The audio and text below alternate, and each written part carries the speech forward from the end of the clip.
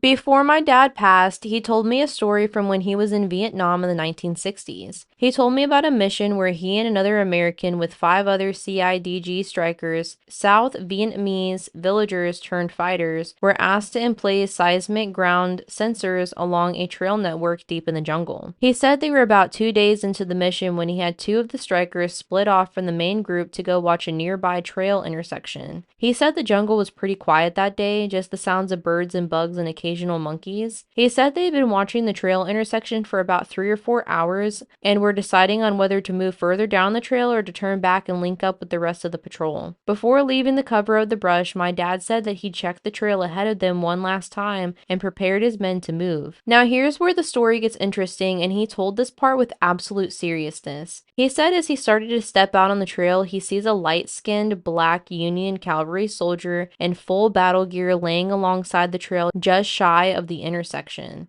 As my dad was trying to process what he was seeing, the soldier looked directly at him and smiled. The soldier then slowly placed a finger up to his lips as if to tell him to be silent and then motioned my dad to back off the trail. My dad said that he signaled for his men to remain hidden, and he recalled that as he slipped back into the jungle on one side of the trail, the soldier did the same thing on the side of the trail. Less than 10 seconds later, he said the lead element of a group of NVA, North Vietnamese Army soldiers, walked right through the trail intersection of 30 feet away. My dad estimated that the group was accompanied of 70 to 80 soldiers equipped with weapons. He has no doubt that his entire team would have been wiped out on the spot. He said as soon as the enemy soldier had passed, he and his team beat the feet out of there as fast and as silently as they could and rejoined the rest of the patrol. He reported the enemy soldiers his team had encountered but decided not to say anything about the soldier he'd seen. My dad kept the secret for many years, only telling me just before he passed and only telling his grandmother when she passed in the 1970s. He said when he told his grandmother, she smiled without opening her eyes and told him, "You saw old Red Tom." Red Tom was my great-great-grandfather. He was half black and half Creek free man who was a scout for the Union Army during the Civil War, later served with the U.S. Cavalry in the American West. He was known for carrying the same weapons that my father had seen on the soldier that day.